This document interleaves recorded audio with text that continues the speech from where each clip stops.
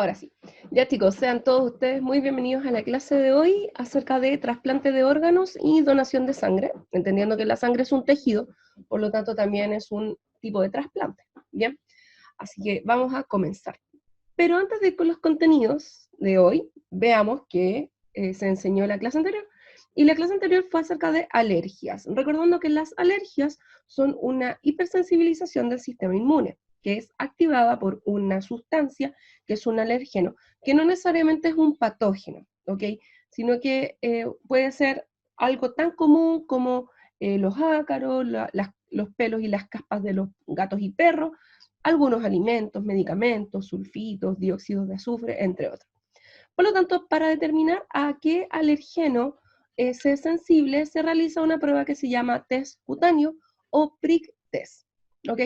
Ahora, ¿qué es lo que causa las alergias? Bueno, las alergias pueden ser causadas por, uno, una preponderancia genética, es decir, que si tus padres son alérgicos, es altamente probable que tú también lo seas, por un exceso de higienización en el ambiente, debido a que tu cuerpo, tu sistema inmune, está hecho para atacar patógenos. Entonces, cuando todo está extremadamente limpio y no hay patógeno para atacar, entonces resulta ser que, en este caso, tu sistema inmune busca qué atacar y ataca algo tan mínimo como un plátano, ¿ya? Por así decir. Y también hay causas desconocidas, es decir, no se entiende el por qué se originan las alergias. ¿Y cuáles son las etapas del proceso de alergia? Bueno, en primer lugar existe una sensibilización, es decir, que tu cuerpo tiene que conocer al alergeno y lo que va a generar una liberación por parte de linfocitos B de la inmunoglobulina E. Esta inmunoglobulina, este anticuerpo tipo E, no es un anticuerpo que quede circulando, sino que se une a un tipo particular de célula que son los mastocitos. Los mastocitos entonces son células que están en tu sangre, están también adheridas a tejidos, ¿ok? Dependiendo del tipo de célula o el nombre que se le ponga. Pero lo importante es que estas células tienen histaminas, tienen gránulos de histamina en su interior. Ahora, cuando existe un segundo encuentro con el alergeno, este inmediatamente se va a unir a la inmunoglobulina E, es decir, a estos anticuerpos E, que están pegados al mastocito, encendiendo a esta célula para que se ponga a liberar histaminas. ¿Qué van a generar estas histaminas? Bueno, primero vasodilatación, aumenta la permeabilidad de líquidos desde la sangre hacia cavidades, generando, por ejemplo, la rinitis alérgica, ¿ya? Cuando esta reacción alérgica es extrema, es sistémica, se convierte en un asunto ya de urgencia médica, que es el shock anafiláctico. Finalmente, el tratamiento para las alergias, el primero y más sencillo, es evitar el alergeno, ¿ya?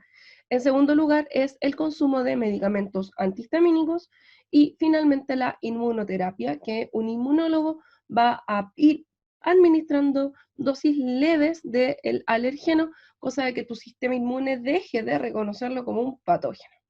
Bien, ¿qué va a aprender el día de hoy? Bueno, primero vamos a hablar del concepto de trasplante, cuáles son los tipos de trasplante. Vamos a definir las características de los sistemas de tipificación sanguínea, el sistema ABO y el sistema RH. Y vamos a hablar un poquito de una alteración que se genera producto del sistema RH en mujeres RH negativos. Vamos a verlo a continuación. Bueno, los trasplantes. ¿Qué es un trasplante? Bueno, el trasplante es un tratamiento médico que va a permitir que órganos, tejidos o células de una persona puedan reemplazar, de una persona sana, claro, puedan reemplazar órganos, tejidos y células de una persona enferma, ya para así salvar la vida o mejorar su calidad de vida. En Chile somos todos donantes, siempre y cuando la familia se niegue, ¿ya? Por eso es importante que si tú tienes voluntad de ser donante, le digas en vida a tu familia y le comentes que tú quieres ser donante de algún órgano. Bien.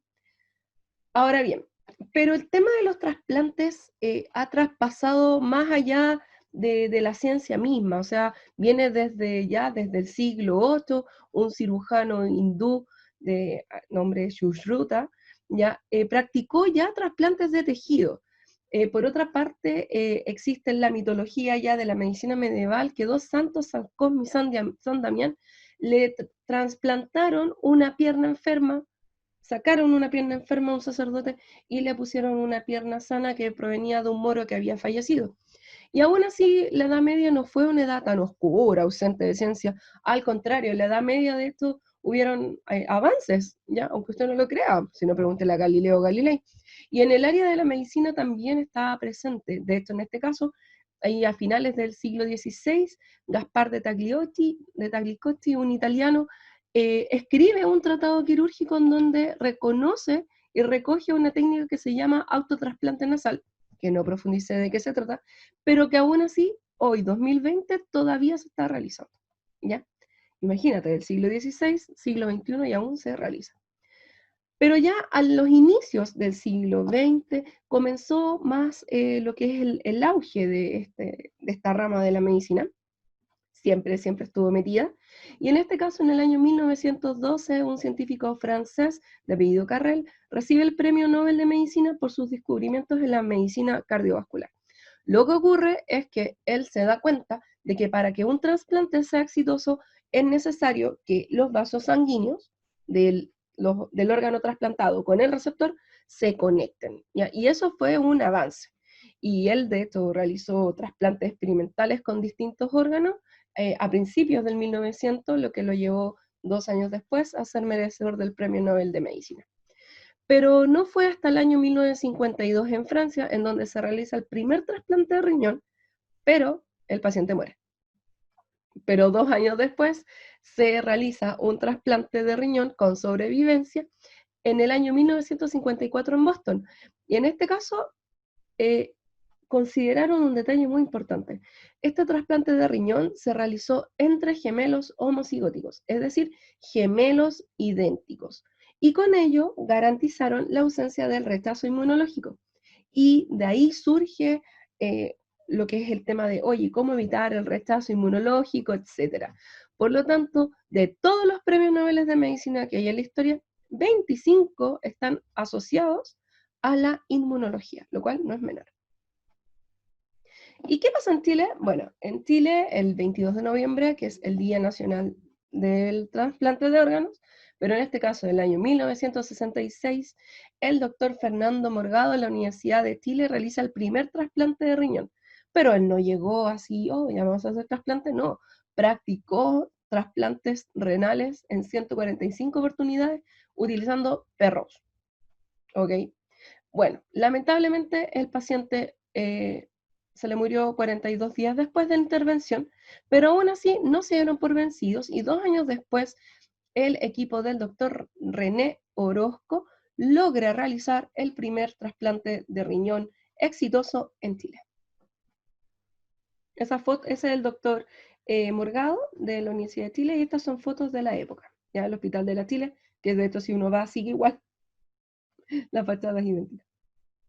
Por lo tanto, ¿cuáles son los tipos de trasplantes? Bueno, el primer tipo de trasplante que tenemos es el trasplante que es un autoinjerto. Quizás ustedes han visto en estos programas como de medicina que a los quemados les ponen unos expansores de piel, cosa que una vez que generaron suficiente piel, esta piel se la sacan y son capaces de reemplazar la piel quemada por piel sana y nueva de la misma persona. Por lo tanto, eso sí que no tiene rechazo.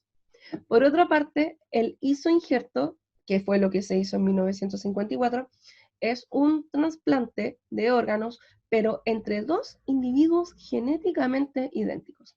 Es decir, tu mejor donante es tu gemelo idéntico. Y si no lo tienes, aloinjerto. El aloinjerto es entre miembros diferentes de la misma especie. De hecho, tus segundos mejores opciones de trasplante son tus hermanos que vengan de tu misma madre y mismo padre. Y si no lo tienes, se podrían verlo, se investigan los medios hermanos, ahí se busca, pero comienza los padres mismos, pero empieza a bajar la compatibilidad, ¿ok? Finalmente, se ha buscado también desarrollar lo que son los xenotransplantes o xenoinjertos, que son con individuos de una especie distinta, por ejemplo, cerdos.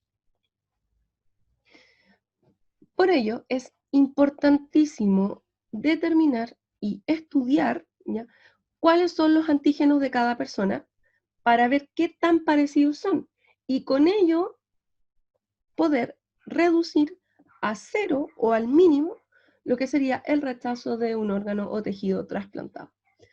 ¿Y cómo se comparte esto? ¿Cómo se comprueba esto? Bueno, recuerden que existe una identidad bioquímica, como un carnet de identidad bioquímica, que es el complejo mayor de histocompatibilidad, que es este root único, por así decir, de cada uno de nosotros a nivel molecular, que te permite identificar lo propio de lo ajeno, ¿ok?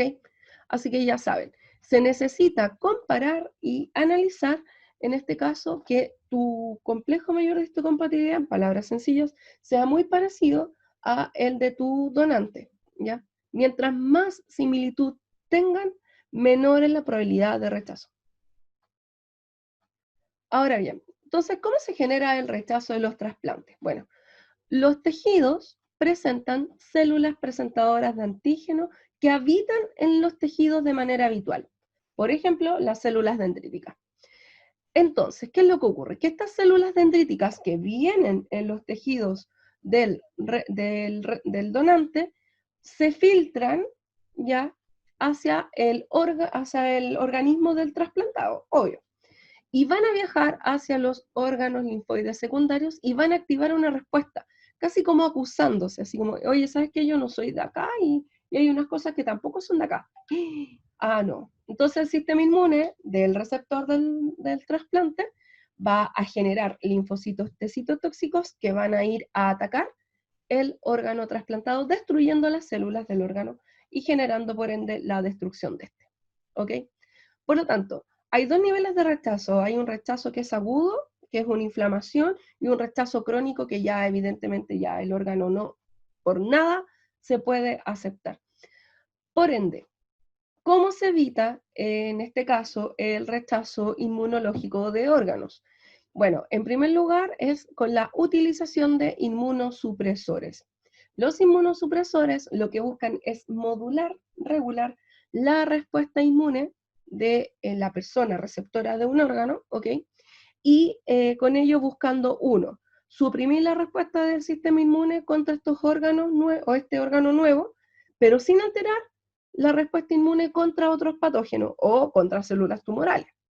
Sí, pues imagínate, o sea, me bajaron tanto las defensas que terminé generando un cáncer. F. Y número dos, revertir la respuesta inmunológica en el caso de que se haya generado una respuesta de rechazo agudo, un ataque contra el órgano trasplantado. ¿Ya? Por eso las personas que son trasplantadas tienen medidas de higiene extremas porque su sistema inmune está más debilitado para que pueda, en pocas palabras, acostumbrarse y tolerar al nuevo órgano trasplantado. Al parecer hay preguntas, vamos a revisar. Ah, no, por el momento no. Escuchamos. Eso de que el cuerpo, o sea, el sistema inmunológico se tiene que adaptar, eh, ¿como cuánto dura? ¿O es por siempre? No, es relativo. De hecho, en ocasiones se generan rechazos de trasplantes con años después. Entonces, al final es como que el cuerpo dice, ya, sí se parece al mío, ya, ok. Pero llega un punto en que se pierde esa tolerancia y se ataca al órgano. Entonces, puede que pase de manera inmediata o puede que pase en un par de años después. Ahí, es casi como a la suerte. Qué triste. ¿Vieron las noticias? Bueno, lo revisé en el Instagram de Mega Noticias acerca de que se están haciendo pruebas con un ojo biónico. Bueno, ese es el futuro de los trasplantes y ese es el futuro de la ingeniería y de la medicina en una de sus ramas, que es poder fusionar la ingeniería y la medicina para poder generar órganos que no tengan rechazo alguno, ¿ya? En este caso, por ejemplo, las prótesis de cadera, de rodilla, etcétera, presentan titanio y el titanio actúa como, no es reconocido por el cuerpo. Entonces no lo rechaza, no le da lo mismo, no lo pesca. Así que ya saben, los invito a buscar la noticia de este ojo biónico que puede, esa es como la expectativa, devolver la vista a los ciegos. Porque recuerda, que el ojo es un receptor, pero uno ve con el lóbulo occipital. Bien, hablemos de los trasplantes de sangre, transfusiones sanguíneas, el sistema ABO. Bueno, para eso necesito ver un poco mi cámara. Ahí estoy. Ya. Bueno, para eso le tengo preparado lo siguiente. Estoy tan feliz que puedo usar estos glóbulos. Ok. Atención. Sus glóbulos rojos presentan unas proteínas de membrana que se les denomina el sistema ABO. AB0, AB1, como ustedes dicen. ¡Oh! Se me movió la cámara. Bueno, este sistema fue descrito en el año 1900 por un científico denominado Karl Landsteiner. Y él descubre este sistema de proteínas de sangre, ¿ya? Con lo cual se hace merecedor del premio Nobel en el año 1930. ¿Ok? Ahora, ¿en qué consiste? Veamos a continuación. Primer concepto, aglutinógeno. Aglutinógeno es una proteína presente en la superficie de los glóbulos rojos. De los aglutinógenos existen dos tipos de proteínas, la proteína A y la proteína B. Si te das cuenta, tienen formas distintas. Una termina en punta, la otra termina curva para este modelo.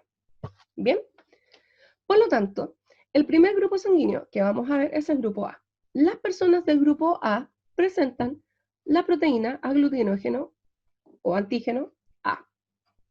¿Ok? Por otra parte, las personas del grupo B presentan antígeno B. Las personas del grupo AB, adivinen, presentan A y presentan B. Y finalmente, en Chile resulta ser la mayor cantidad de personas porque es un gen muy pegado, por así decirlo. Yo sé que es recesivo, pero muy presente en la población. El grupo 0. ¿Ya? El famoso grupo 0 o grupo O no tiene ningún antígeno en su superficie. ¿Ok? Por otra parte, no solamente van a haber antígenos de grupo A, de grupo B, ¿ok? Sino que también van a haber anticuerpos contra el grupo A y contra el grupo B, para así tu cuerpo sabiamente evitar la transfusión de sangre de un grupo que no sea el tuyo, ¿ok? Entonces, en este caso, tenemos anticuerpos anti-A y anticuerpos, aquí tengo uno, anti-B, ¿ok? Entonces, pregunta. Una persona del grupo A, ¿qué tipo de anticuerpo tiene que tener? ¿Anti-A o anti-B? Anti-B. Muy bien, exactamente. Una persona del grupo A tiene anticuerpos anti-B. Perfecto. Cosa de que si le donan sangre y esta sangre es del grupo B, no, destrucción. Perfecto. Entonces, recuerda, los del grupo A tienen contra B. Es como los del colo contra la U, una cuestión así, ya lo mismo. Las personas del grupo B, entonces, ¿qué anticuerpos van a tener? ¿Contra B o contra A?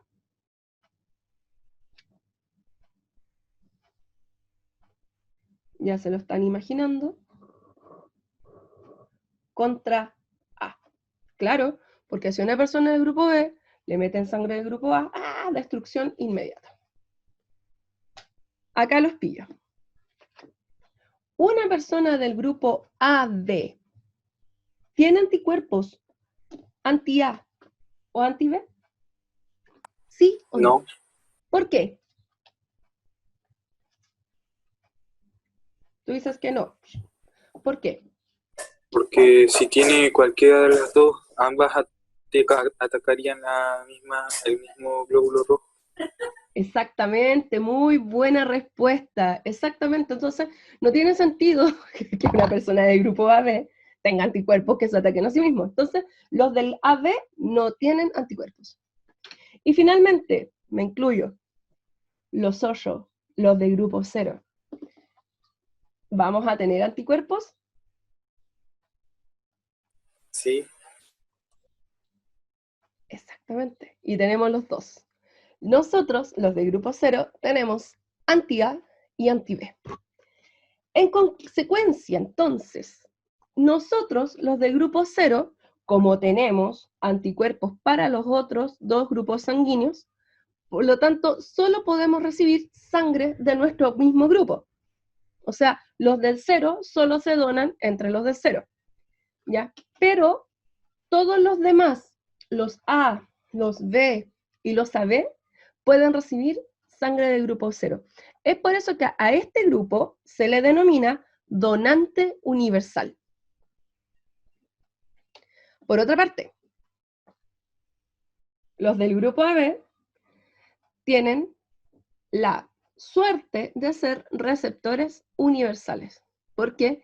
Porque como no tienen anticuerpos, entonces la sangre que les pongan, es decir, le pongan una sangre B, o les pongan una sangre A, o la misma 0, da lo mismo. ¿Por qué? Porque como no tiene anticuerpos, entonces no la reconoce y puede recibir. Por lo tanto, al grupo AB se le llama receptor universal. En síntesis, entonces, al final, ¿qué es lo que frena, en este caso, la donación o el ser receptor? Es, en pocas palabras, la presencia de antígeno A o B en la superficie y los anticuerpos. Bien, las personas del grupo B, ¿qué tipo de sangre pueden recibir? ¿Pueden recibir sangre AB? No. No, muy bien. Solo reciben sangre del grupo 0 y del grupo B. Bien. Bueno, eso es lo mismo. ¿Ven? Aglutinógeno, y a estos anticuerpos, anti-A y anti-B, se les denomina, en palabras técnicas, aglutininas. Porque, ¿qué es lo que hacen? ¿Cuándo? Bueno, más de lo mismo eso. Cuando, por ejemplo, una persona del grupo B, AB, es reconocida, no sé, por un anticuerpo B, ¡destrucción! Se destruye el glóbulo rojo, ¿ya?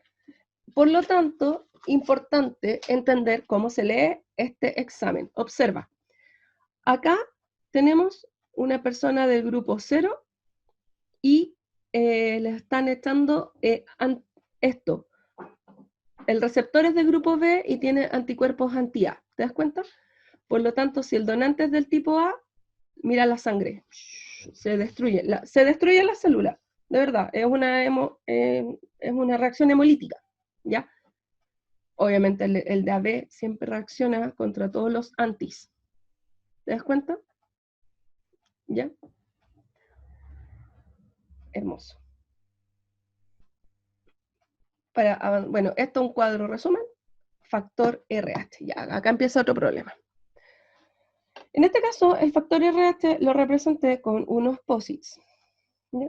Ahí, un posit. ¿Ok? El factor RH es otra proteína. ¿Ya? Es aparte. Es una proteína aparte a las de grupo A y B. Aparte. Es como decir tener ojos azules y tener el pelo café. ¿Ya? En este caso tú puedes ser AB y no tener RH, o puedes ser AB y sí tener RH. ¿Ok? Por lo tanto, el RH es una proteína que se le llama proteína D, así como cuarto D, proteína D. ¿Ya? Y es una proteína que está, y si está, es positivo. Y si no está, es negativo. Así de sencillo. Por lo tanto, en este caso, las personas, por ejemplo, del grupo 0, esto es como muy frecuente en particular. ¿Por qué? Porque el RH positivo, es decir, tener esta proteína, la proteína D del positivo, es dominante. Y el RH negativo es recesivo. Entonces tú puedes tener una persona que es del grupo 0, pero puede ser RH positivo. Son dos historias distintas. O puedes tener una persona del grupo 0 y puede ser RH negativo. Si alguno de ustedes tiene ese tipo de sangre, grupo 0, RH negativo, les digo que es un ser preciado por los bancos de sangre, porque es el grupo perfecto para hacer transfusiones sanguíneas. ¿Ya? Así que ya saben. Pero a la vez es muy escaso de encontrar, así que si usted en su vida conoce a otra persona que es RH negativo o RH negativo, por favor anote su teléfono, nunca sabe cuándo lo va a necesitar. Bien, o se van a necesitar mutuamente. Ahora bien, en este caso, el factor RH entonces, está, es positivo, no está, es negativo. Por lo tanto, pregunta, ¿quiénes del factor RH pueden generar anticuerpos anti-RH? ¿Los positivos o los negativos? ¿Y por qué? ¿Los negativos? Bien, exactamente. Los RH negativos pueden generar anticuerpos anti-RH, porque como ellos no lo tienen, entonces no se atacan a sí mismos, pero pueden generar anticuerpos anti-RH. Y eso es lo que pasa en una condición que se llama eritroblastosis fetal. La eritroblastosis fetal se da en mujeres RH negativo que tienen bebés RH positivo. ¿Qué es lo que ocurre entonces? Bueno, lo que pasa es que al momento del parto, la sangre RH positivo del bebé toma contacto con la sangre RH negativo de la madre, ¿ya? Entonces, pero es un contacto mínimo. Entonces, ¿qué es lo que ocurre? Que el cuerpo de la madre dice, ah, chuta, ¿qué es esto? Pues si yo no lo conozco, no es mío. Vamos a destruirlo. Y genera anticuerpos anti-RH. Entonces, en un segundo embarazo, como los anticuerpos tienen la capacidad de atravesar la placenta, vamos a tener que estos anticuerpos anti-RH positivo atraviesan la placenta, reconocen la sangre del bebé como un patógeno, generando entonces la destrucción de los glóbulos rojos del bebé y por ello una eventual muerte por anemia. ¿Ya? En el pasado esto era terrible, ¿ya? Terrible, terrible, terrible. ¿Sí? O sea, tenían un puro hijo y todos los demás eran aborto, aborto, aborto, aborto espontáneo, aborto espontáneo. Pero en la actualidad, menos mal que ya no pasa. Bueno, acá en resumen entonces, recuerden en una primera etapa, los RH positivos, los glóbulos rojos, pasan del hijo a la madre en un momento del parto, y la madre se sensibiliza generando anticuerpos anti-RH, cosa de que en un segundo momento, ya, en el segundo embarazo, la madre generó estos anticuerpos anti-RH atacando entonces los glóbulos rojos de su segundo hijo, y evidentemente sin querer queriendo los mata y lo muerte por anemia. Bueno, como la tecnología ha avanzado, vivimos en el 2020, que bueno, ya. Voy a poner el texto para los que quieran leerlo después. Actualmente se genera una inyección que previene la formación de estos anticuerpos. Recuerda que los anticuerpos son extremadamente específicos, por lo tanto se puede atacar particularmente a ese anticuerpo anti-RH, ¿ya? Cosa de que, bueno, desconozco el detalle del procedimiento, ¿ya?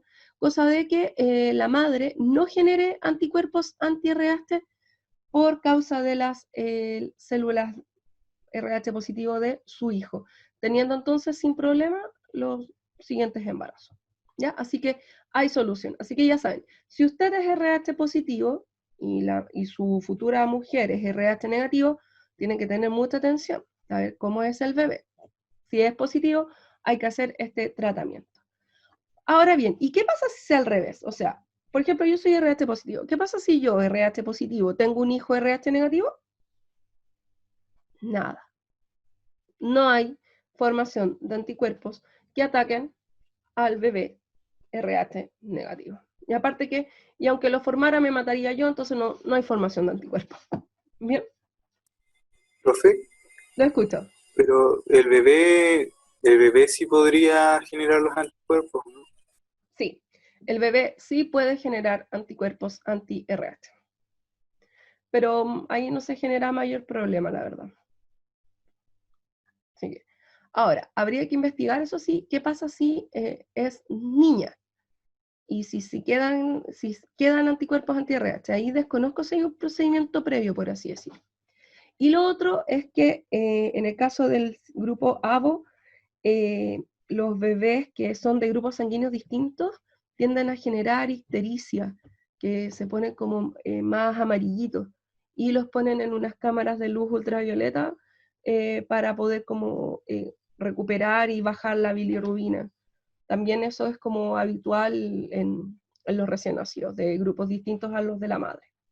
Bien, para que ahí lo investiguen.